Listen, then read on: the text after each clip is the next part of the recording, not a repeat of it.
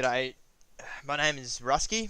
I'm a clan leader for an Oceanic squad comp community, I guess, or team. Team's name is United Convicts. We're currently the only team presenting the Oceanic community in some major overseas competitions like OSS and hopefully the upcoming SWC or even the OWI comp. So today's video is going to look at the pure basics of squad. Everything starting from the beginning, so obviously joining the squad, seeing what else you need to do at the start, all the way through to the predominant three options of what your squad's going to do at the start of the game and how it's going to play out. So now I'm just loading into the Big D server. Currently playing Samari Insurgency. I rarely played game mode, but I think a few people quite enjoy it. Predominantly when you start off, I want to keep this nice and short video. So when you're joining into a server, you'll be automatically placed into a team depending on how many players there are on each side. The spawn screen will explain obviously how to join an open squad and what kits are available to you. So just jump into a squad, it's open, pick a kit. If you're not sure what kit you want to play as, ask your squad leader. So just create an admin squad, lock it, squad,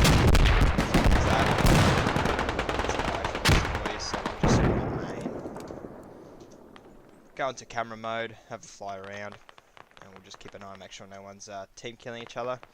I do have adminship on this server, and obviously our jobs as admins is to make sure that people play the game properly to an extent and create a good fun time. Now, when you start, you'll join a squad. You'll ask your squad leader, or your squad leader will tell you straight away, where to spawn in or what kit he wants you to go as. Some squad leaders keep it as simple as 2 medics, 2 lats, so that way, as long as you've got those four kits covered, you can pick whatever you want. Once you know where to spawn and what vehicle your squad leader wants you to be in at the start of the game, you just have to be patient and wait for the round to start. Most of the time, your SL should briefly, or your squad leader should briefly explain whether you're doing the 3 basic options that there are at the start of a game. Normally if you're playing AAS, which is basically going point to point, capturing those points and pushing the enemy back, you will be either doing a rush, you're either back capping, or you're the front line, or you're the middle line. So out of the basic 3 options that your squad has, they're those 3. If you're not doing any of those 3, you're not being very useful to the team. So what we'll do is we'll start option 1, so backcapping. So on most servers, the admins should have the rotation set at multiple maps with different layers and styles. So AAS, random AAS, territory control and invasion, and insurgency, which is what's seen here. Basically, so the backcapping is equally important as attacking and defending. If all the caps can be seen from the start of the game, so when you press M, you go into your map, you can see all the cap points. They're usually white, and they need to be capped. So usually the first 2 to 3 of those caps are the priority of the backcapping squad. So I'll go over every single map with the standard AAS layers and how they usually play out, because some caps can be rushed, some caps can be blocked. You could have enemy squads getting to a certain position quicker than what you might normally think, and stopping you from doing the basics of backcapping. But it's quite simple. So to the backcapping, if you're told to jump out at a certain point, just keep your map open and jump out when you're either on the point, so on the objective, or as close to as possible. Don't jump out 300 meters away, because then you're going to run that distance if the squad leader is going to drive past the cap anyway. Just expect that he's going to take you near it, or he'll tell you what to do. If the map is large enough, so what you'll do is you'll get to the first point. If you're by yourself, your only job is to stay alive and to finish the 2 minutes that it takes to cap that point. Some maps might have a minute and a half. Some maps might have 1 minute, depending on which size of map you're playing on. Your squad leader would normally drop one person to every single back cap. It doesn't take any quicker, it's not any quicker to cap the point if there's more of you there at the start of the game. It doesn't work like that. So you just need one person per back cap to just hide. 4 minutes, you'll get 2 caps done, and that's it. That's all you need to do. So your job, if you're getting told the back cap, is very important. Just find a corner, a bush, a building, or a second floor and hide. Even if it's the only point, if it's only the first point and you're by yourself, your job's to stay alive. Your squad leader should normally drop one person per cap. If the map is large enough, then none of the back caps can be rushed by the enemy. If a point is within allocated for the enemy to drive to the back cap, then that SL must allocate more numbers to increase the percentage to get the cap done if it gets rushed. Usually if you have 2 to 3 to 4 players back capping, one person on the cap would just hide, and the rest of you would spread out and buy time for the player hiding. Don't sit together and clump up, because if they rush you and kill you all, then you've just wasted time for the whole entire team and you're absolutely useless. You just got to hide one person and the rest of your squad can spread out and keep them away from you. Once the backups are done, you may need to either type in respawn in your console to just get yourself killed, or you're going to have to run for quite a while. It's either 120-second respawn timer if you commit suicide, and you get yourself back into the fight a lot quicker, or you just have to run the distance of probably half the map size.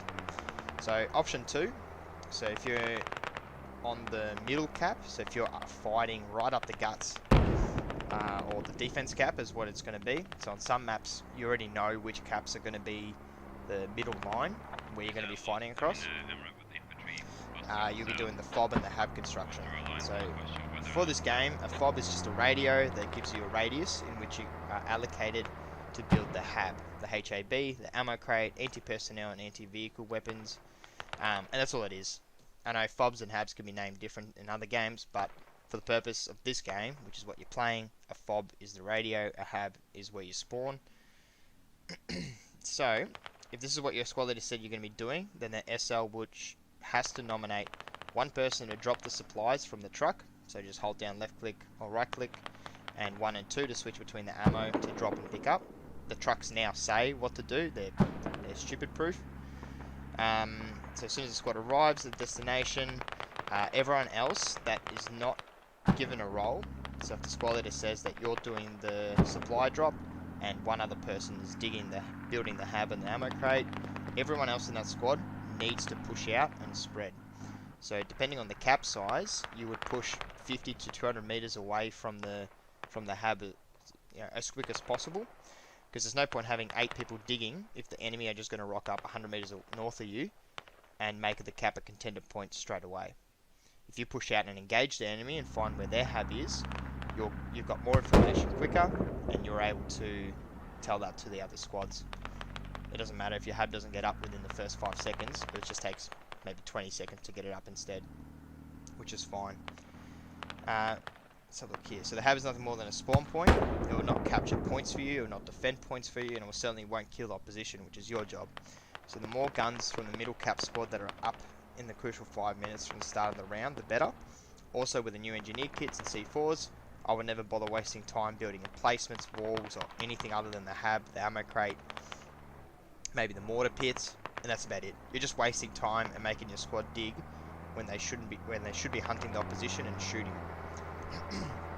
A single C4 will destroy all your super fobs, and those 5 to 10 minutes spent with shovels out is worthless. Sorry, just a cough. So basically, if we have a look at the spread, it'll go from map to map, and I'll go over specifically in another video on how spread works and how it should look, and we can look it over for specific maps as well. The final option is rush. So if you're rushing, it's probably one of the most fun metas to play and do, just because if it's pulled off, then you'll have the chance to fight. And a rush is probably only achieved on the AAS layers, as you know where the caps are of the enemy. I guess on RAS, if you somehow manage to guess their cap, you might be able to block it, but that's very slim chance of doing it. Anyways, if your SL has said to you that you're rushing a point, then your entire squad, usually a small squad, 3 to 6 players, depending on how many there are on the server, is a hunting party. You will need to clear every single room, building, bush that is within that cap zone of the point that you are rushing. The spread is the most important thing here, as you will cover more ground if you aren't holding hands with each other and going room by room with all 4 of you, because that's pointless. You want to be spreading out and looking in different directions straight away and making sure that they're not getting on that cap. So the rush is basically the counter to the back caps. Usually, if they're back capping and they drop one person at that cap, you can rush on, clear them, and you'll block them. So the most important kits for the rush would be the medic, because your squad leader most likely won't get a rally down till a few minutes into the rush, because they should be going straight onto the point, and most likely there'll be enemy there. And your lat. Your lats are very useful for rushes, because everyone can cap a point by sitting in the driver's seat only of every single vehicle. That means you can use tanks, 30 mils, warriors, strikers, scout cars to do the back cap. So if you're rushing and you don't have the capacity to take out a vehicle, then your squad is out of play and out of position, as the vehicle will finish the cap and just drive on to the next one. So just to reiterate a few points, so for option 2, so for being up the guts, up the middle, you'll most likely be looking to fight, looking to push out. You want to make sure that you're actually silent in squad chat. If you're on Discord, that's fine, you're probably chatting with mates, but I know personally, when I'm pushing out and spreading, I only want to talk about hearing footsteps, radios, enemy vehicles, and contacts. So if you're pushing out and everyone's silent, you'll be able to have more information given to you, because you can actually hear techies and trucks from a good 300 meters away, and you can go and reset to their positions straight away. So next video I'll talk about would be spread. So for what I'll do is I'll actually grab a few guys from my clan, and we'll do a spread video. Probably around, we could even do it on this map. Koken's a good map to do it on. Tempest Estate and Sarek's usually a good fighting area, and we can show you what spread looks like from a competitive point of view as well. We train spread quite a fair bit. If you have any queries, just shoot us a message on Discord or even on Steam. You can hit us up and email through to me or message me there, and I'll be able to help you out. Otherwise, thank you.